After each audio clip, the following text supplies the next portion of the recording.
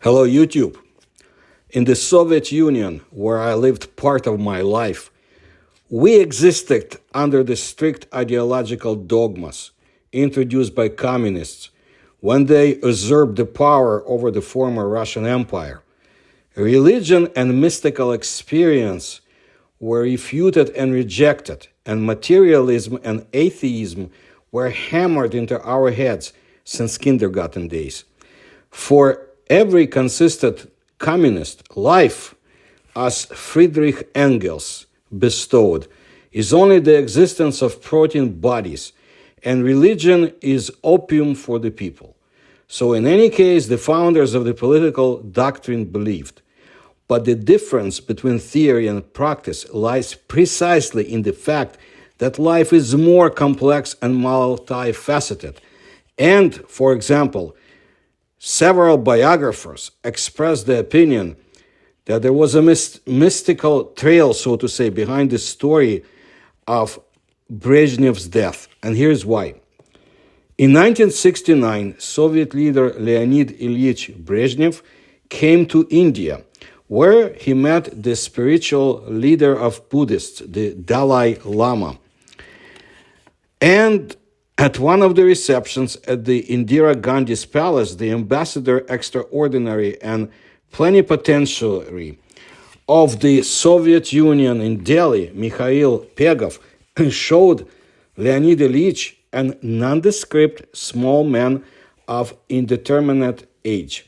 He explained that the latter is the high priest of the Lama'S church, that's what it's called in Tibet, the Dalai Lama in exile, who was sheltered by Indira Gandhi. She was the leader of India. There were legends about him all over Southeast Asia.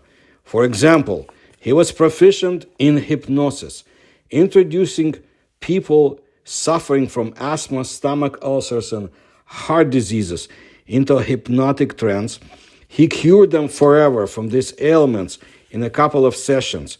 He could determine its denomination by the smell of the bill, meaning the money. He read books blindfolded, touching the text with his fingertips.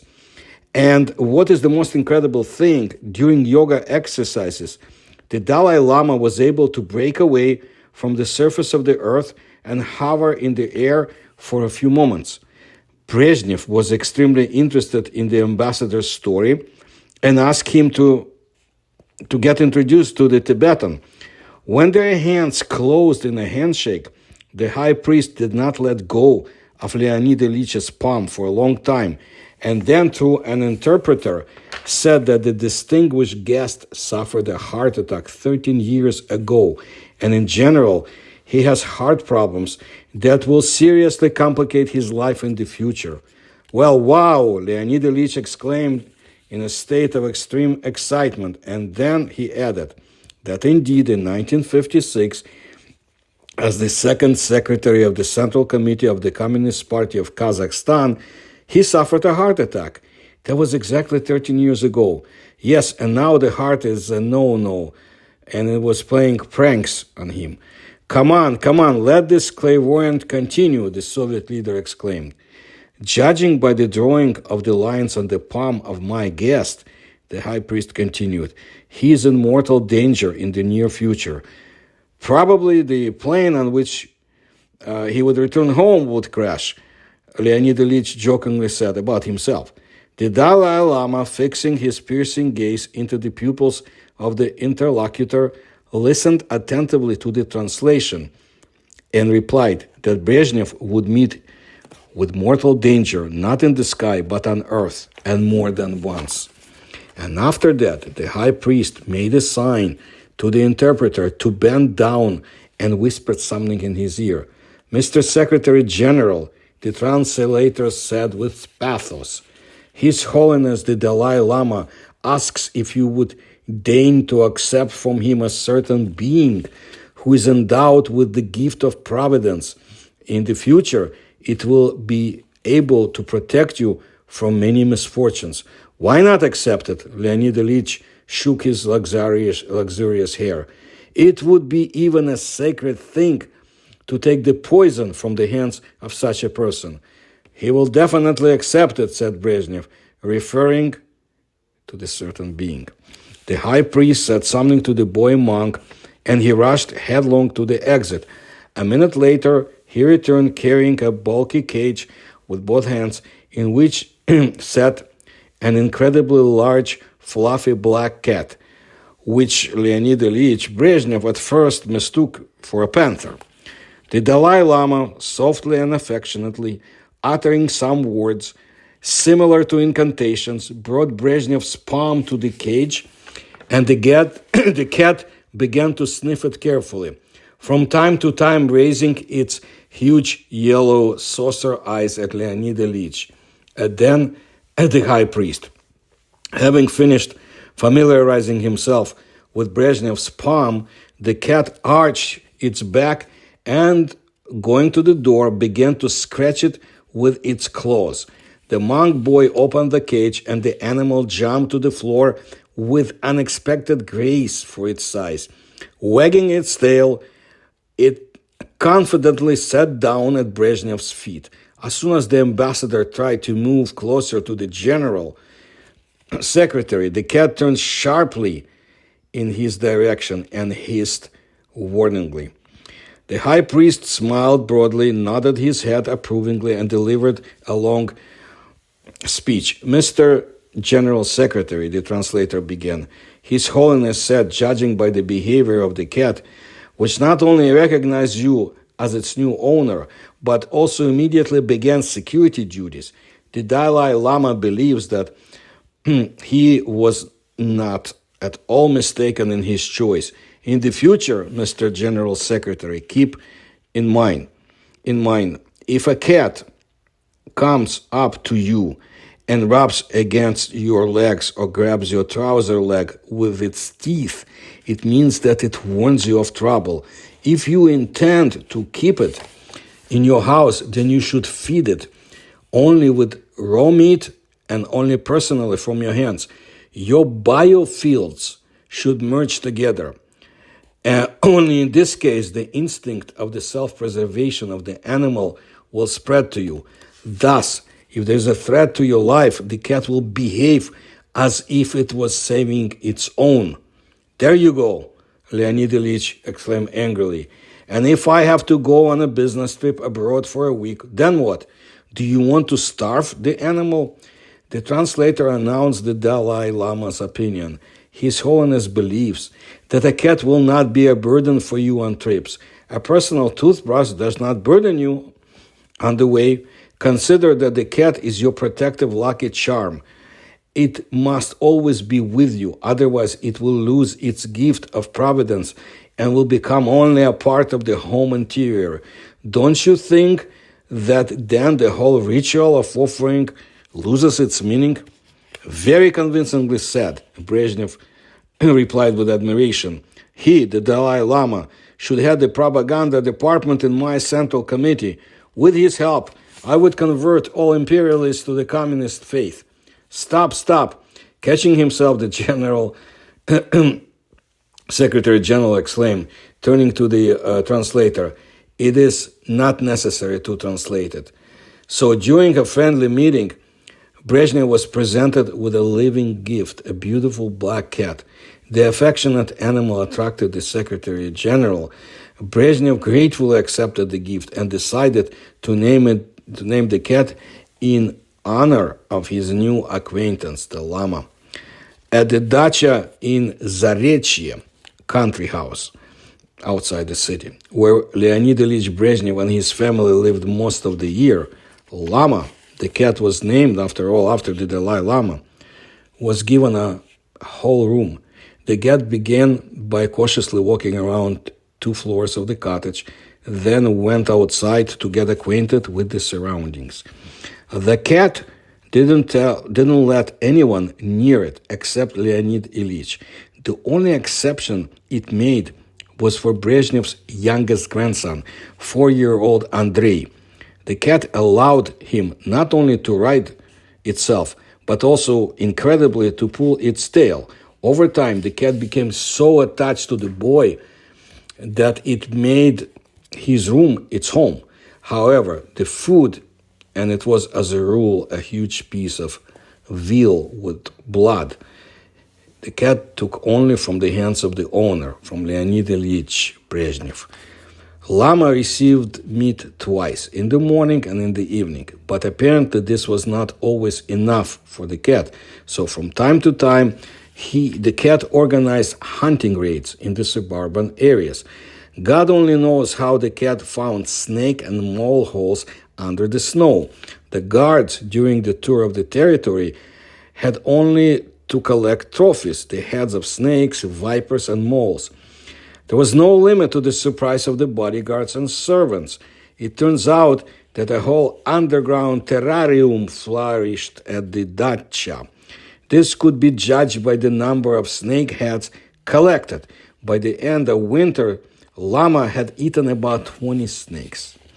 There were also curiosities. One morning, from the Zavidovo Reserve, where Leonid Ilyich traditionally went hunting to, the senior huntsman, Vasily Petrovich Sherbakov, arrived in Zarechye. Moving towards the house, he suddenly noticed a fresh and rather impressive pile of excrement on the edge of the path cleared of snow. See, the huntsman, he didn't know that Brezhnev had brought a cat from India. A high-class professional, Vasily Petrovich, of course, could not ignore the feces of an unknown origin that came from nowhere. Lynx, there was a lynx at the site. Now take the dogs and go ahead. We must find it and destroy it. Otherwise, it can cause such troubles. You will not see the end of it. Showing a piece of cat feces, Sherbakov shouted to the bodyguard sitting at the front door. The guard smiled. Calm down, Vasily Petrovich. This is not a lynx, but a cat that Leonid Ilyich received as a gift in India. Do not worry. Everything is fine. There are no extra animals at the site, and even if they did, the cat would quickly send them away from here. We believe that another combat bayonet has appeared in the unit of bodyguards, a freelance employee without an officer's rank. Soon the cat demonstrated its mystical abilities. From the very early morning of January 22nd, 1969, Lama, the feline, was very restless, often mewing plaintively and rubbing against Brezhnev's legs. And at that moment, the Secretary General, who was usually a stranger to any kind of mysticism, decided that such an atypical behavior of the animal forebodes him a quick disaster. Therefore, Brezhnev decided to go to the Kremlin not easy in his usual car, but in another car of the motorcade, because the day was special. Let me describe to you. On January 22nd, 1969, the entire Moscow rejoiced over the return to Earth of Soviet cosmonauts Vladimir Shatalov, Evgeny Khrunov, Alexei Yeliseyev, and Boris Volynov. Tens of thousands of Muscovites met the heroes all the way from Vnukovo 2 airport to the Kremlin. From the radio broadcasters installed on the streets, the voices of the announcers of the state television radio were carried, informing listeners about the movement of the cosmonauts and the government motorcade. The cosmonauts were to meet at the airport, and from there the solemn entourage was to move to the Kremlin. On the radio, this was constantly reported, and for some reason it was reported that Leonid Ilyich would go in the second car, which is unusual. And Brezhnev could not forget the behavior of the cat, the Dalai Lama's warning, too. And he ordered the driver to move to the end of the motorcade on the move without explaining anything, either to him or to Kosygin and Podgorny, his Politburo crew, who were traveling with him. Here's what is known. On the day of the assassination attempt, Lama got up earlier than usual and began scratching at the master's bedroom door. Contrary to the exhortations of Leonid Ilyich's wife, Victoria Petrovna, the cat was determined to break through at all costs.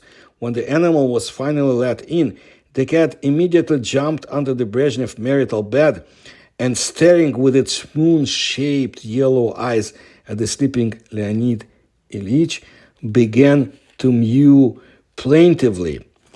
All morning, Lama never left Brezhnev's side, rubbing against his legs and from time to time making plaintive sounds.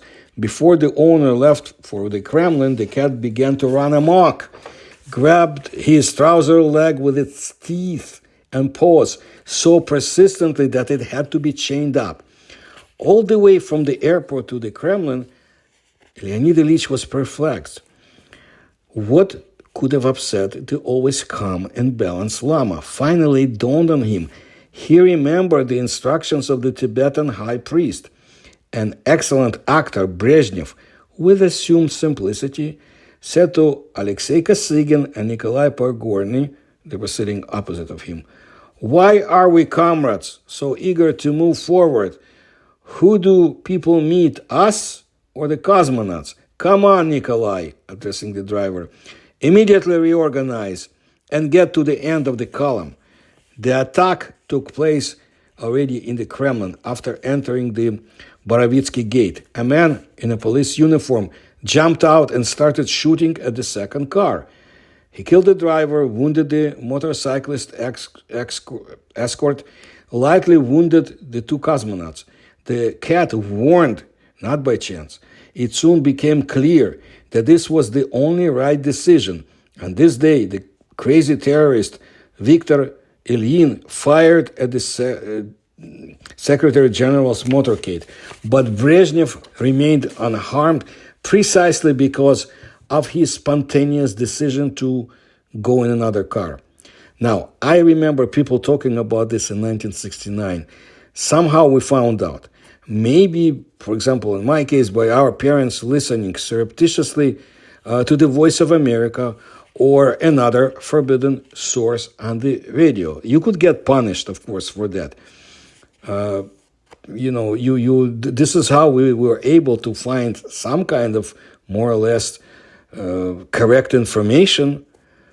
He wouldn't from the Soviet media, of course.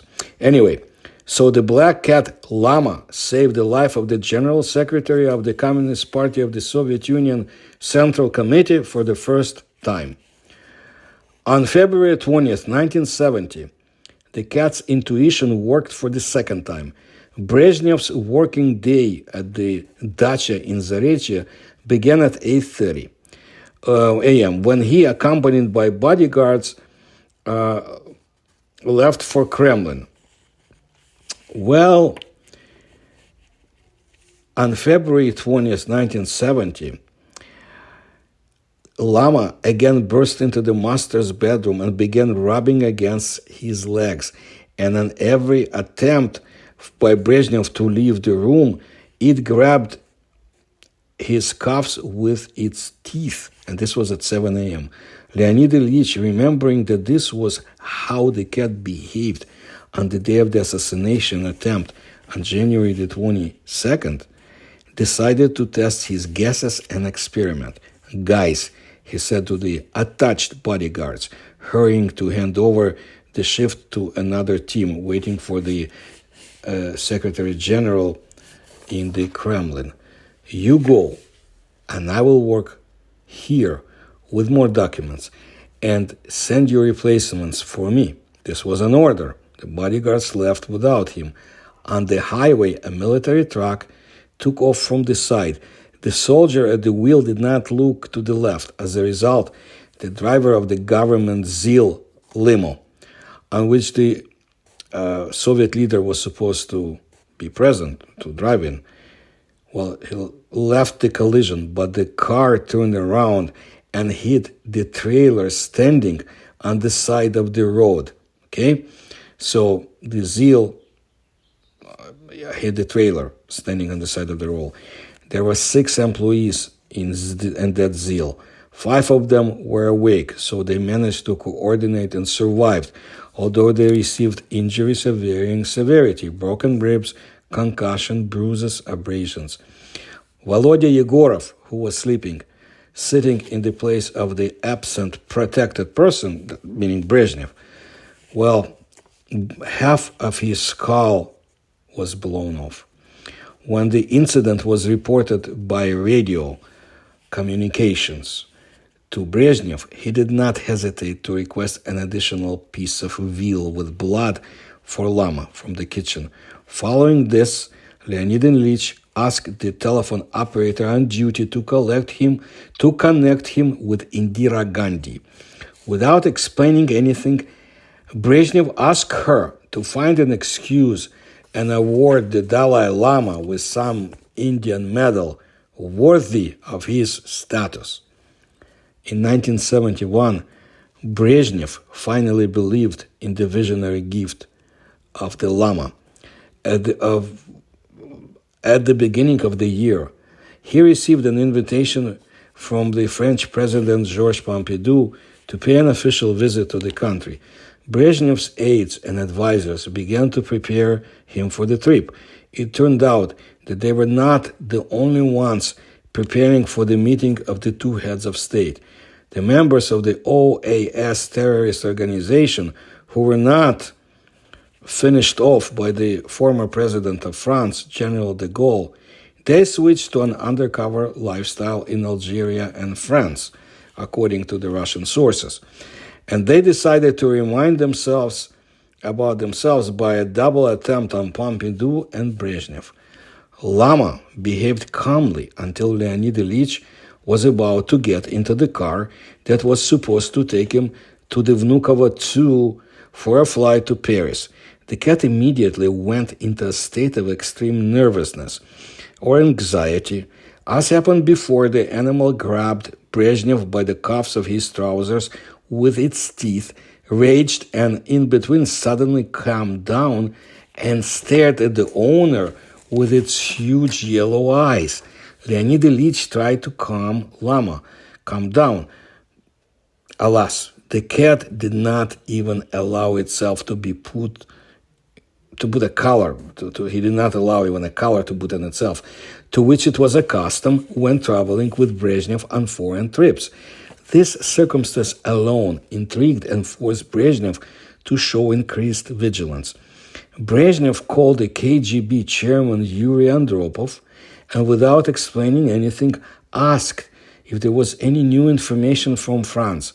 Andropov, without a moment's pause, said that half an hour earlier he had received information from the Soviet Foreign Intelligence about an attempt on Pompidou and on him, the Secretary General of the Communist Party of the Soviet Union Central Committee, and that the attack was being prepared by the OAS.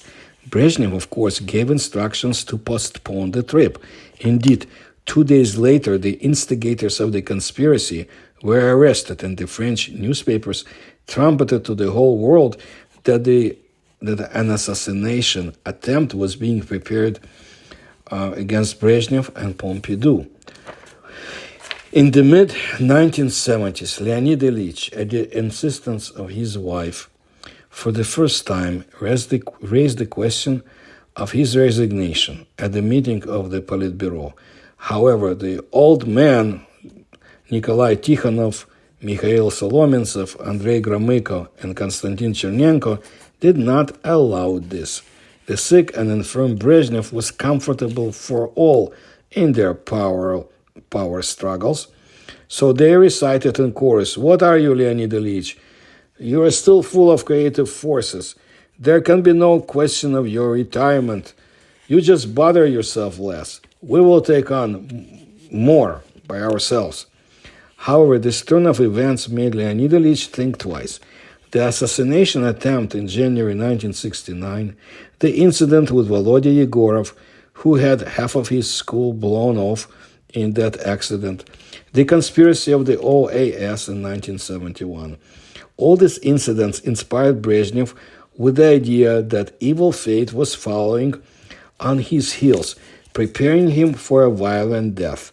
And the unanimous refusal of the Politburo veterans to let him go on a well-deserved rest, well, what is this?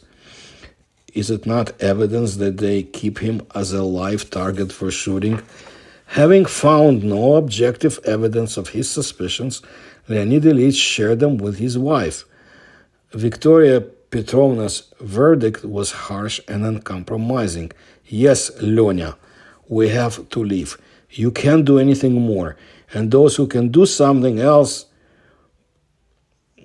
they need nothing but their own shares, their own power. That's why they keep you, perhaps as a live target, or perhaps because they are very afraid that one of the young ones, for example, Grigory Romanov, he was the head of the Leningrad communists, will go ahead, because then they will all come to an end. Lyonya, go away. However, atherosclerosis of the cerebral vessels and addiction to narcotic drugs made Brezhnev defective not only physically but also mentally.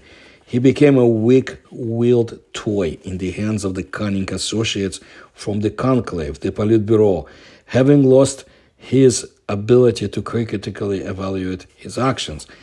In 1982, Brezhnev was already 75 years old. Although the burden of the years he had lived affected him, Brezhnev still often traveled around the country, appearing at the most important and solemn events. This was exactly the trip to Uzbekistan.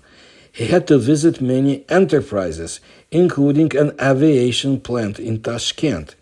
In the spring of 1982, events occurred that turned out to be fatal for Leonid Ilyich. He traveled to Tashkent for the celebrations dedicated to the awarding of the Order of Lenin to the Uzbek Soviet Socialist Republic. On March 23, 1982, according to the program of the visit, Brezhnev was to visit several facilities, including an aircraft factory. In the morning, after breakfast, an exchange of views took place with the local leadership, and together they decided that the program was quite rich and a visit to the plant would be tedious for Leonid Ilyich. So they agreed not to go there. The guards were removed and transferred to another facility. According to Leonid Ilyich Brezhnev's personal bodyguard, Vladimir Medvedev, all programmed visits were handled fairly quickly. Returning to the residence, Brezhnev looked at his watch and addressed the first secretary of the Central Committee of the Communist Party of Uzbekistan, Sharaf Rashidov. There is still time before lunch. We promised to visit the factory. People were preparing for the meeting, gathered, waiting for us. Not good. There will be questions. There will be conversations, so we have to go. Well, the conversation came at the entrance to the residence. So Brezhnev's head of security, General Alexander Rebenko, intervened. Leonid Ilyich, you cannot go to the factory. The security has been lifted. It takes time to get it back. And then they report to me from the residence that your pet Lama has just gone crazy.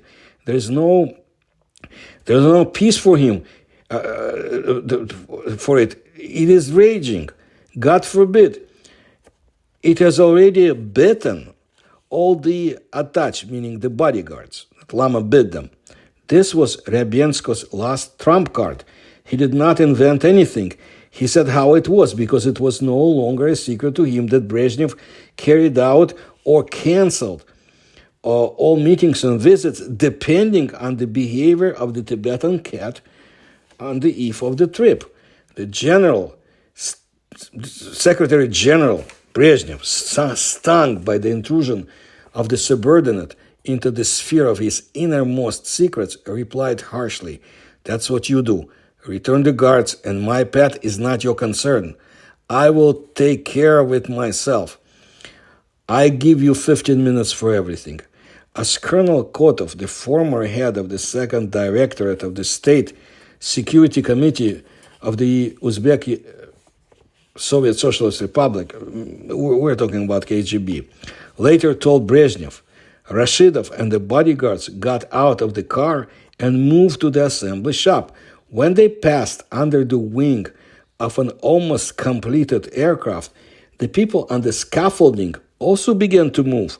Leonid Ilyich was almost out from under the airplane when suddenly there was terrible screeching. The rafters surrounding the aircraft under construction could not stand, and a huge wooden platform, the entire length of the aircraft, and wide by 4 meters wide, collapsed under the uneven weight of the moving workers. People went downhill People were falling down on the delegation. Brezhnev and Rashidov, along with their escorts, were covered by the collapsed platform and the workers who rolled off it. Leonid Ilyich was lying on his back. Next to him, Rashidov with a broken head. The heavy platform, thank God, did not manage to crush anyone. General Ryabenko, obeying some internal inertia or intuition, looked at his watch. It was 13:23. 13 hours, 23 minutes. He remembered these numbers for the rest of his life.